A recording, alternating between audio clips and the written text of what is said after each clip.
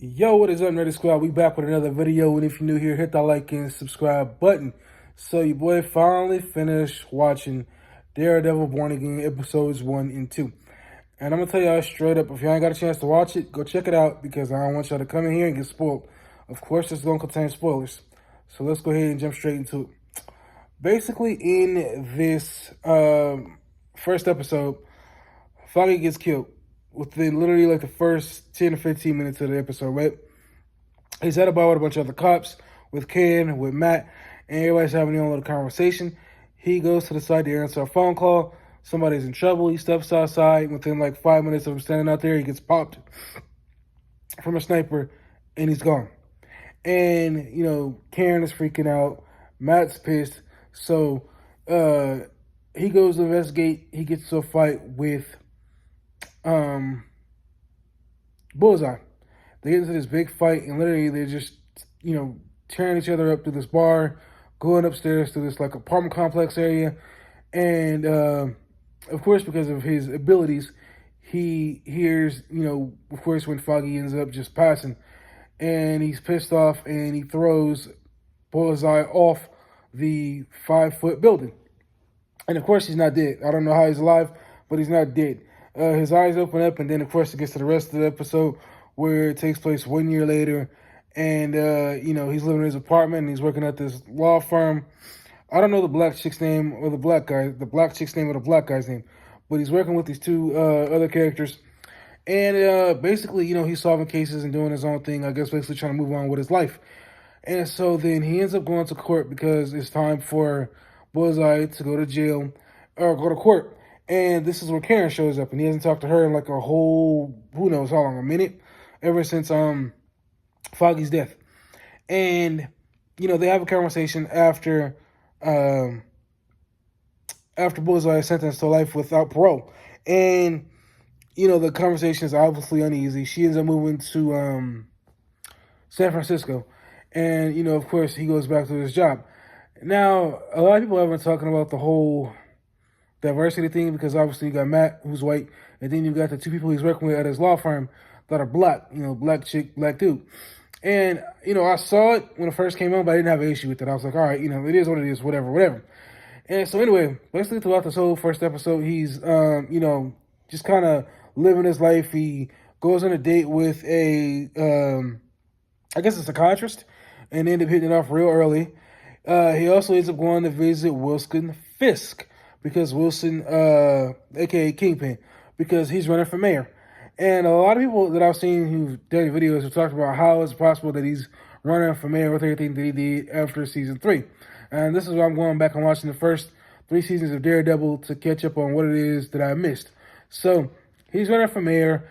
His wife is basically running the operation now, the underground operation. And, you know, he's trying to fix his relationship with her and things like that. So it's a few storylines that are going on within this first episode.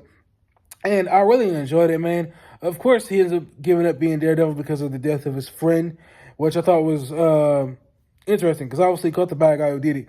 So, you know, he's obviously, okay, look, I caught the bad guy who did it. I'm going to do my own thing now. Obviously, it's hard, but, you know, I need to move on.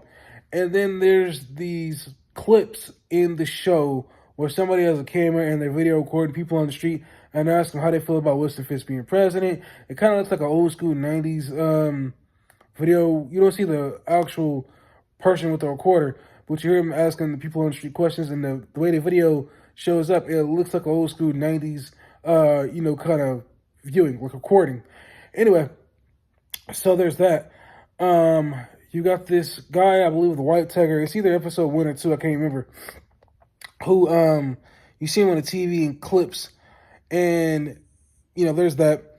And then I guess we're getting into episode 2. There's this guy who ends up fighting 2 cops on a not in the street, but it's like I can't think of what it is. They're underground. Somebody's trying to get on a train or something like that, right? He gets in a fight with a couple guys, and then the mystery guy shows up, saves him, but the 2 guys he gets into a fight with, they didn't disclose they're cops, right? So something happens. One of the guys trips right where the train is coming, and he gets hit. And I was like, oh, like as soon as that happened, because it was just so unexpected. And so Matt takes on this case, and he's trying to do some digging to find out more about this guy because he believes the story, but he believes that he's not telling everything that he has going on, right? So he does his investigation. He has his boy help him out, and they find out that he is the White Tiger. He's a vigilante, and so of course it comes to light, and they're talking to the judge. He's talking to the judge along with I guess the guy who's trying to keep him in jail. And the cops, of course, have issues with him because basically the guy that he killed was a cop, but he didn't know he was a cop. They didn't disclose that they were cops at all. So Matt goes to his apartment. Matt goes to somebody's apartment because he's the only witness in this whole case that can get this guy free.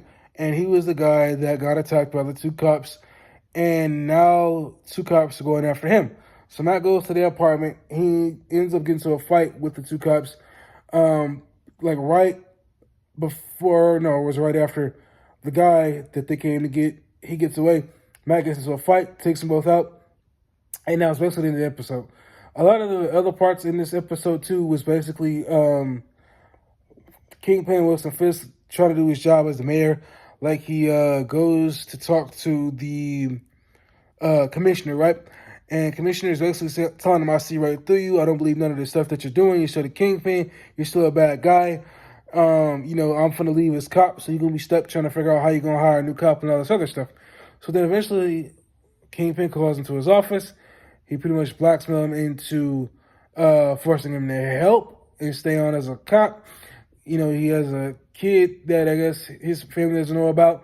He threatens to defund the police, all that stuff, right? So the cop ended up staying on. There was something else that happened in the episode.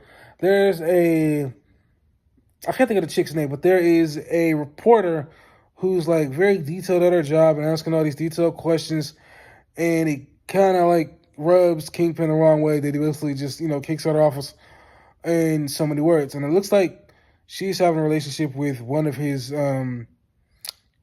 office team members. And I'm not a big fan of him. He's like really kind of goofy and stupid. But anyway, I thought this first two episodes were really good. I thought the CGI definitely needed some work. But I'm curious to see where the rest of this episode goes, especially now that Matt took out the two cops. And how is he going to be able to, kind of fix this issue going into episode 3? I don't know how many episodes this is. I don't really want to know because I want to just watch them one after another. I've seen something said 9, but I thought it was way more than that because I want him to kind of take his time before he puts the mask back on.